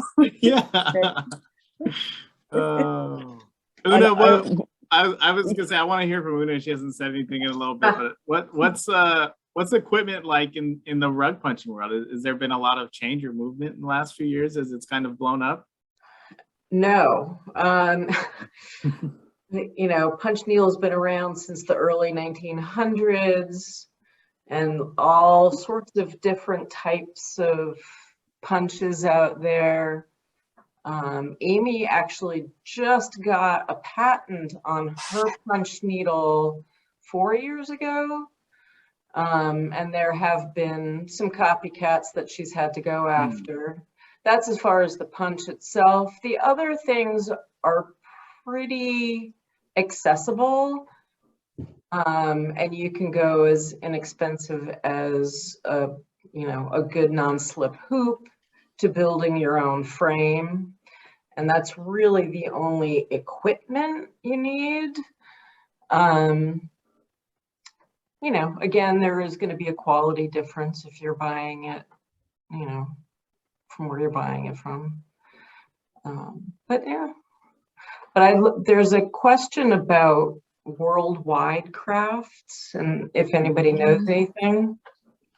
I happen to have been on I was on a meeting just before this one, and we had some teachers from all over the world, and we were talking of the big part of what we were talking about was community and therapy and crafts. And it was just kind of interesting that it's very universal in that you get a group of people together and they can share their experiences, not just with the craft, but with life, and they feel so much better when they're all done. It was just kind of, it was interesting tie-in. Well, I certainly have thoughts on that subject. Yeah. As mentioned at the start of this panel, I live in Peru, which is where I grew up learning how to spin and weave. And I run an online school where we have members from the US, the UK, the Netherlands, Estonia, Sweden, all over the world. Although mostly Northern Hemisphere, we're relatively lean on the Australia and New Zealand and other Southern Hemisphere people like myself. And there's a lot to be said about this, because when we talk about the fiber arts community, we also have the question of what is a leisure pursuit, and then we start getting into the politics of socioeconomic class and a lot of that kind of thing. So here in Peru, where I live, most women, regardless of what exact cultural group they belong to, do some sort of fiber art pursuit to an extent much greater than was typical in the communities I lived in the US.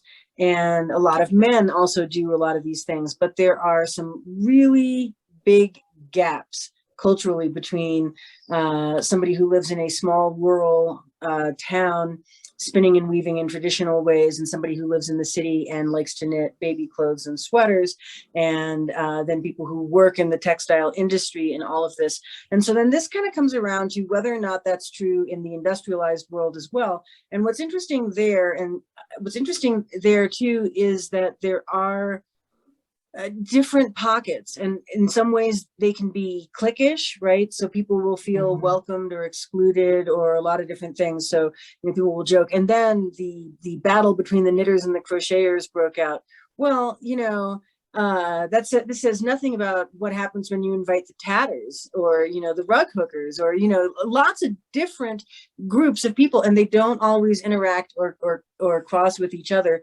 So the question becomes, is there a fiber community? And I would say no, there is not a fiber community. There are lots of communities within fiber, and finding the one that is a fit for you personally can be interesting and can be challenging. And you'll probably find, if you're somebody who makes fiber part of your ongoing lifestyle, that you have many fiber communities, that you're not just part of one, that there are a lot of different ones out there.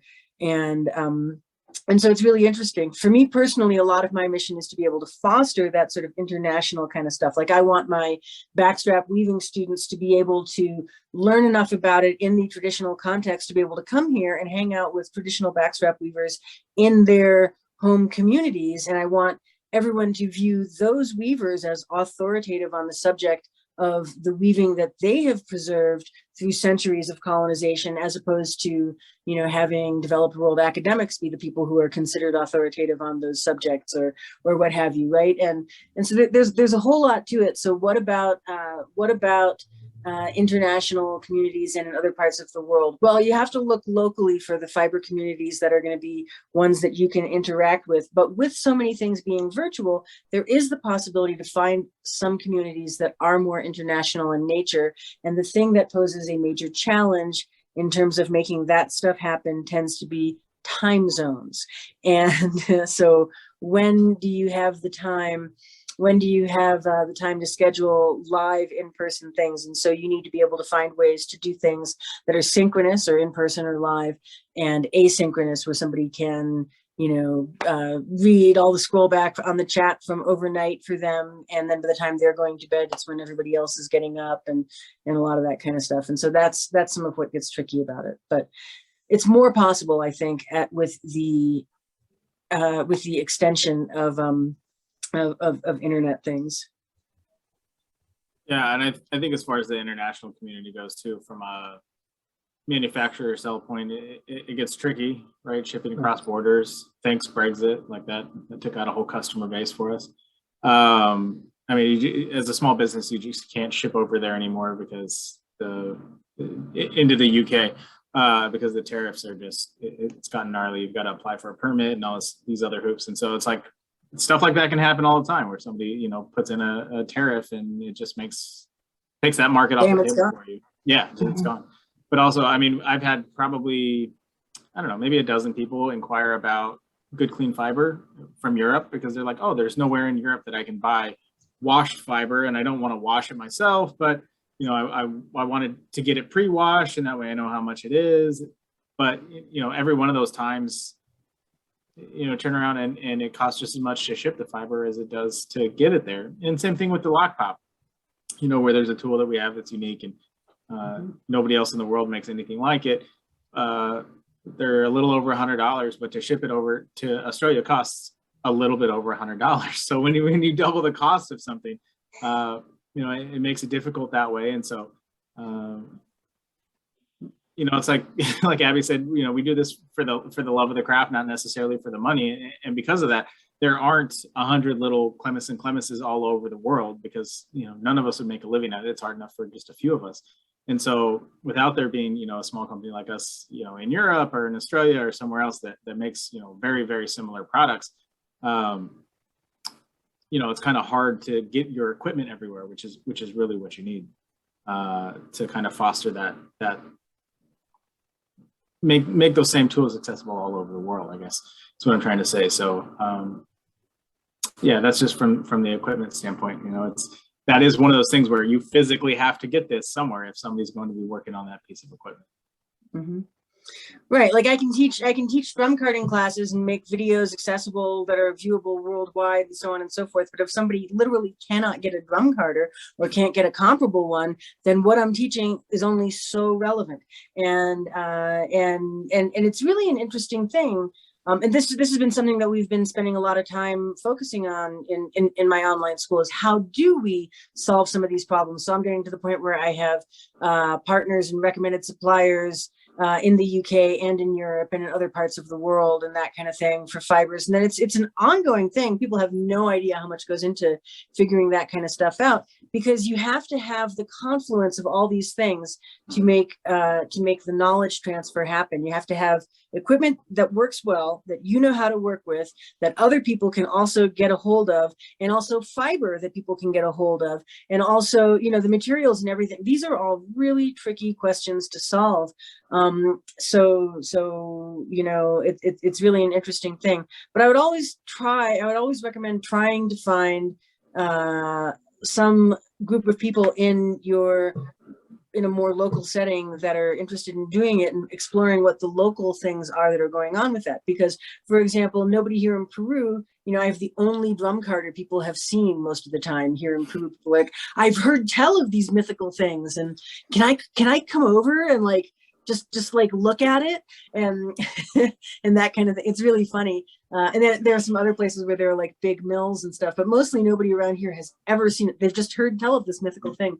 You actually have? I saw that on TikTok, but for real. But you know, it's tough. And then what? Am I going to have people, you know, say, well, I want to try and build something like that? Dude, it's a lot harder than you think. There are generations of knowledge that go into making something that works like this, and all of that. But if somebody were to look at just what is the, you know, boots on the ground textile situation here and work with the stuff that is here, there is a rich textile history and traditions that go back tens of thousands of years that have never been broken. And it may not be what you immediately envisioned based on that really cool drum carder TikTok, but it is really interesting stuff. I think necessity being the mother of invention. I mean, we have teachers in Europe that can't get foundation cloth. I mean, the monk's cloth that I use, there is only one mill in the United States that's making it at this point. So they've had to go out and source alternative things for all that stuff. And same with punches. I mean, it's not as hard to ship the punches, but a couple of them have gone out and created their own, and yeah. Yeah, and you know, talking about the whole supply chain thing, I mean, COVID has done a number on everybody. You know, it doesn't even matter what you're shipping. If you're bringing in high quality goods from Europe, it's still an issue because there was such this intricate train of even just shipping containers that come over from China to the US and then make their way across the country to New York, and then they go to Europe and then they come back. But you know, you have one little hiccup in the chain and it's like everything just ground to a halt. And it's been crazy for the last 2 years to just try and get anything from point A to point B. And also now that things are sort of back in stock and sort of starting to flow, we're seeing price increases of 20-25% across the board, which is really hard to eat as well, which is going to in turn, talking about accessibility, it makes things harder. So just back to what you both said, people are going to have to try and find a way to Rube Goldberg and jerry rig things and make it work. And hopefully then they find out, okay, I don't like this, or I do like this. And if they do like it, well, then maybe it's time to invest in something that's going to last for the long haul.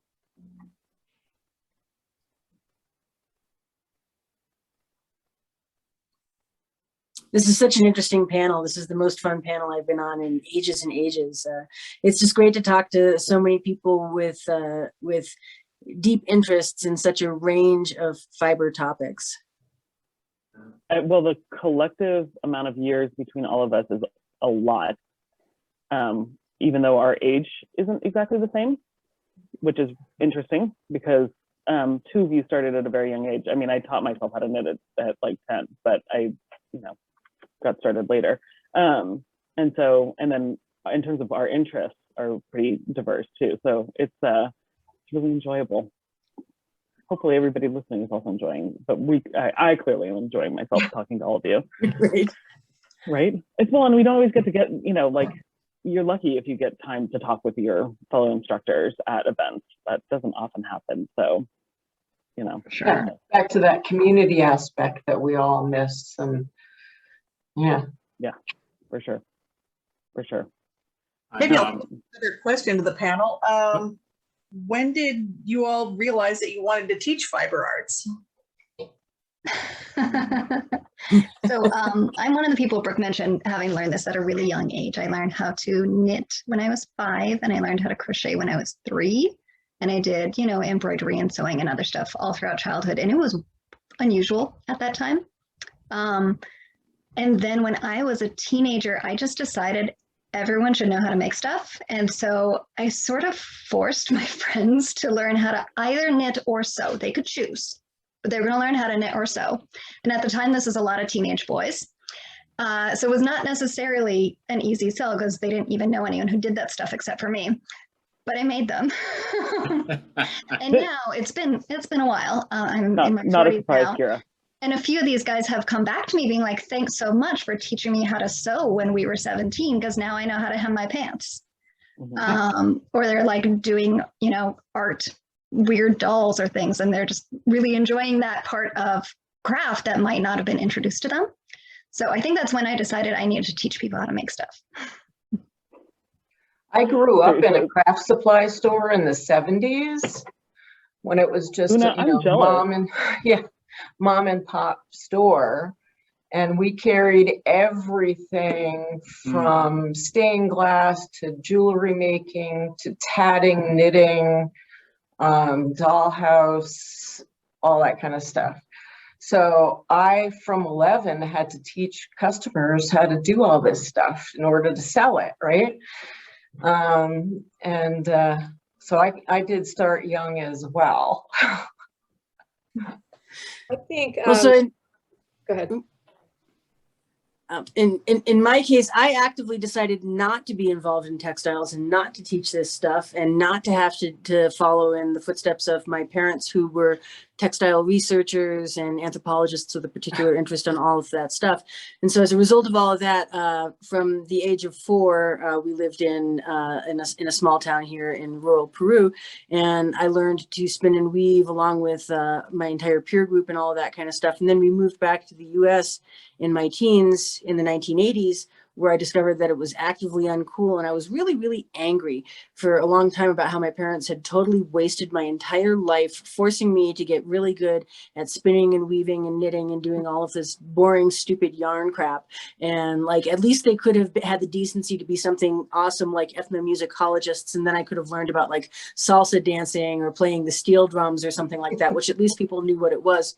So I quit entirely And I ended up working in tech for a really long time, and I did that for a long time. And then I came to a point where I realized that a lot of my work in tech was fundamentally unfulfilling, and that I was not the only person that felt this way. But like, I would sit there and I would be like, well, what happened if you converted it to a PDF and saved it? And then, well, what happened is your caps lock key on? You know, like, there's all these different things, right, that were just unfulfilling. And there was like nothing tangible to show for me having walked the earth on a given day when I was in tech in Silicon Valley. And I found that what was really helping me alleviate my depression over that type of thing was, like, I would go spin a skein of yarn.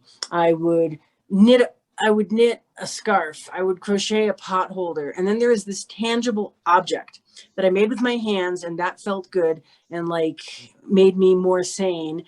And there was also, like, it mattered that I had existed that day, right? I didn't just do this intangible thing where I was creating shareholder value for somebody or whatever. And I realized that I was not the only person sort of in that situation, as bit by bit, a lot of my colleagues in tech started to ask me to show them things and so forth. And then finally I kind of hit the glass ceiling in my tech career, and I quit. And I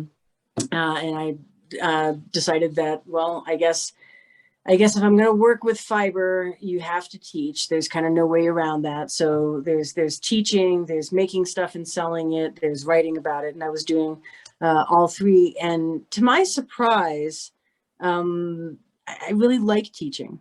I really find it deeply meaningful and deeply engaging. And it keeps me seeing everything that I do with fresh eyes, because to watch somebody else discover it, to help somebody else discover new things that they didn't realize, or to advance their ability to do stuff, bam, it's big fun. Big fun, Frankomont.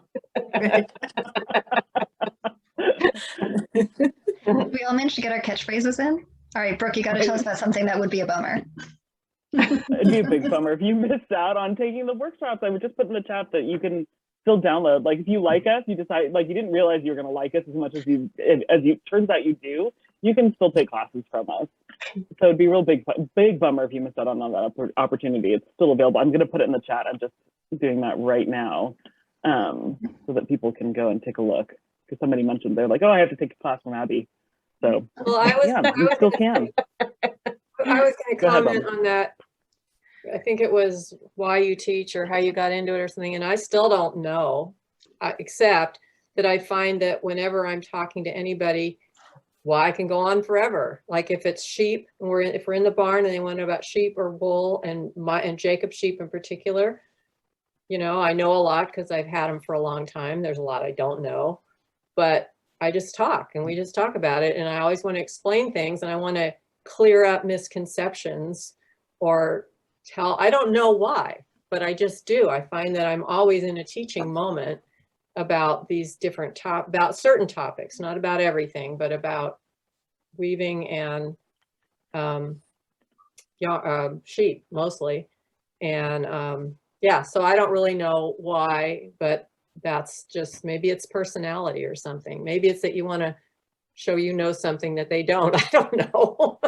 I don't think I come across that way, but I just want to share. Maybe it's you want to share the enjoyment and the cool stuff that you do know with people that don't understand. I mean, that comes down to even stuff like as simple as, people that start with my farm club, or that they come to look at sheep. And I can remember as a kid, we moved from San Francisco, where I was born, to Cotati in Sonoma County.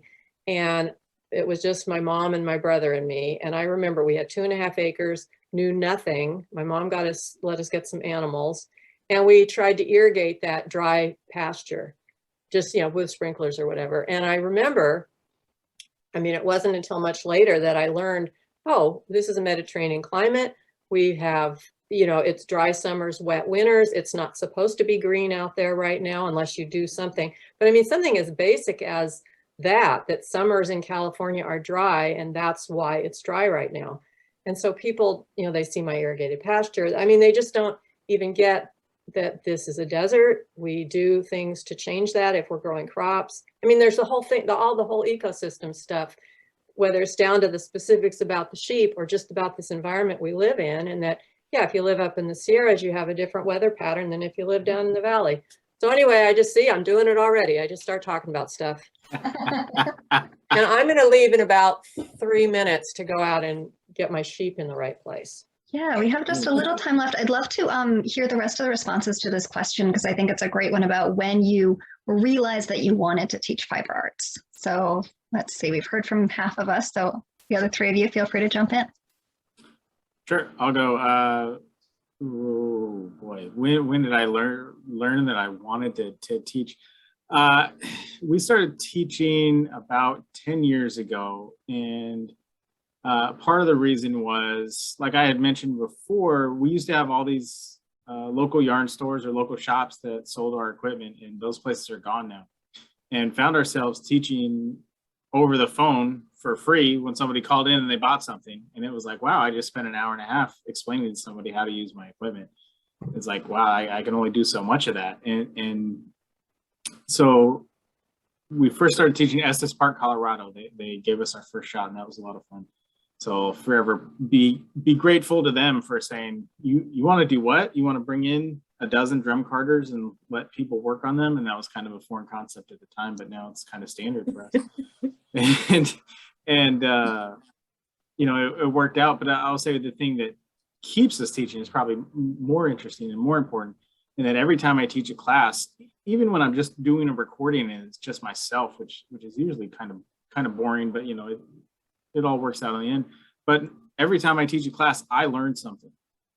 And that's the most, whether it's I learned something and it's by myself and I learned something about myself, or whether it's I'm teaching a class with students and I'm learning from them because of a question that they ask, or you know, I happen to phrase something somewhere and go, oh, that's a much better way than I've been doing this for the last 5 years. You know, whether it's a technique or just a concept I had never thought about or anything like that. And I would say that's probably more important than when I got started is why I continue to teach. And that's because it helps me learn. It helps me know how people are using my equipment. And it's, you know, it's like Una said, it's like, you're really not using it wrong. You're being creative. And if it works, you know, it works. So you just gotta kind of roll with it. But, you know, I learned multiple things every time that I teach. That's where I'll leave it. I started out with teaching by teaching myself, because I joke that I'm an alien birth because nobody in my family does any of this. So that's how I started out teaching, was teaching myself. And but I started teaching other people when actually I was still actively learning how to do all of this. But because I came to natural dyeing through weaving and spinning. So the person that I was taking these classes, specifically the natural dyeing classes, I started helping her with the classes and also kind of creating content for her so that we could do like weaving in these classes as well. So using your hand spun yarn and using like rigid heddles and stuff like that in these classes. And so I don't know, I think I just have a bad habit of presenting myself as somebody who kind of knows what I'm doing. And I think I talk in an authoritative way. And so I just kind of put myself in that situation. And, you know, I was going to say very kindly that I think we're all know-it-alls in our sort of genres that we specialize in. And so, yeah, so I kind of just came through, you know, a combination of opportunity and personality traits. But like I said, but I also continue to take classes myself because I think it's really important to put myself back in the student role and to feel what that feels like and to be vulnerable in that way and to remind myself of feeling like you're all thumbs and to be embarrassed to not be immediately good at something. And because, you know, that's what my students feel like. And so I try to take classes regularly. So I'm continuing to try and also, you know, be in the student role, not just be in the teacher role, because I think that's important. So yeah, so here we are. Brooke, we still need a dying to punch class. I am all about that, Una. So Right. yeah, We'll figure let's make that out. happen. Yeah. Yeah. Hey, Maybe for let's next year. let's back it up a step. We can start with processing the fiber, Oh. and then Abby can teach people how to spin it. I'll teach how to grow it. There Yeah, we go. Like a I'm month-long gonna go retreat move plan. sheep now. See y'all later. Right. All Okay. right, thanks, Robin. We'll see you in a Thanks, little bit, Robin. Robin. Thank you, Robin. Right, yeah. Una, do you just want to answer that question real quick? Because I don't think we got to you about. Well, she said that you grew She up in did. the Oh, yeah. you did. Yeah, Oh, she was surprised so too. you're tired already. Yeah. Very Thank you, good. Kira. Then we can wrap it up exactly on time. So thank you, everybody. Thank you, Robin, if you can still hear us. That was like hanging out with the 5 of you for, a couple of hours, which again, we don't tend to get to do at these events. Or if we do, it's at, over dinner when we're all a little bit exhausted at the end of the Little day. loopy. Faces already hurt from smiling. So that was lovely. This has been recorded. We'll be posting it on the Lambtown Festival YouTube channel. I'm going to put back into the chat again, just the lambtown.org/instructors, where you can read the bios. All those link out to each of our websites, and they also link to all of the workshops that everybody taught, which are still available in a recorded format, and you get access to them through the end of the year. So you can rewatch. You also might want to rewatch this. I've heard from a lot of people this year who said they rewatched the instructor panel from last year a couple of times and kind of picked up different nuggets each time. So there was a lot of range of this discussion. So I hope everybody enjoyed it.